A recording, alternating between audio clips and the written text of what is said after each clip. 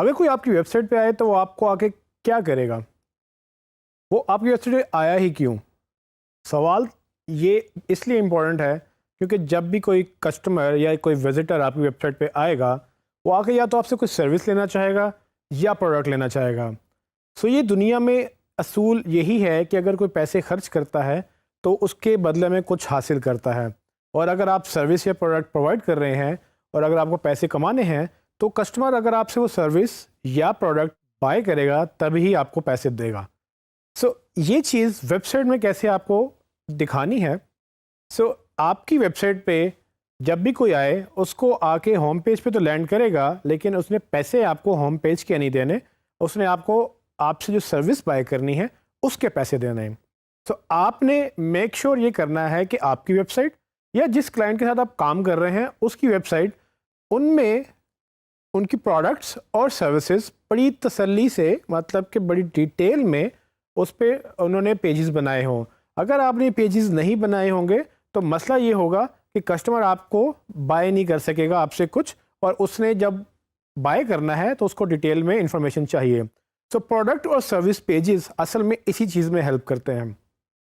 आपने जितनी भी आपकी प्रोडक्ट्स या सर्विसेज होती हैं उसके पेजेस बनाने होते हैं। इसमें कोई तादाद हो नहीं सकती, ये आपके बिज़नेस के ऊपर डिपेंड करता है कि आप क्या बेचते हैं तो उसकी कितनी क्वांटिटी है। अगर आपके 1000 सर्विसेज हैं या 1000 प्रोडक्ट्स हैं, उसके लिए 1000 पेजेस बनाने में कोई मसला नहीं है।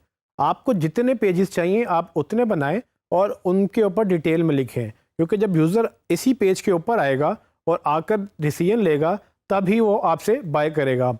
आपने इस चीज़ का ध्यान रखना है कि जो वेबसाइट जिस पे आप काम कर रहे हैं, चाहे वो आपकी वेबसाइट है या आपके क्लाइंट की वेबसाइट है, उसमें प्रोडक्ट एंड सर्विसेज बड़ी डिटेल में एक्सप्लेन होने चाहिए, क्योंकि किसी ने अगर पैसे देने हैं तो वो इसी चीज़ पे देने हैं, और इसीलिए हम इन पेजेस को मनी पेजेस भी कह सकते हैं। आपको याद होगा कि मैंने आपको मनी कीवर्ड्स के बारे में बात बताई थी। मनी कीवर्ड्स का मतलब वो ऐसे कीवर्ड्स या ऐसी क्वेरीज जो लोग लिखने के बाद आपके पेज पे लैंड करते हैं तो कुछ बाय करके जाते हैं। गोया आपको उन लफ्ज़ों से या उन सर्चिस से सेल्स मिलती थी। तो अब आपको ये समझ आ जानी चाहिए कि वो जो कीवर्ड्स जब कोई लिखेगा तो अल्टीमेटली वो जहाँ लैंड करेगा तो वो पेजेस भी आपकी प्रोडक्ट या सर्विसेज के ही होंगे, क्योंकि जब लोग यहाँ पर आएंगे तब इनको देखेंगे और तभी वो आपसे बाय करेंगे जब उनको ये सर्विसेज और प्रोडक्ट पसंद आएंगी। ये पेजेस जो हैं ये भी मनी पेजेस कहलाए जा सकते हैं।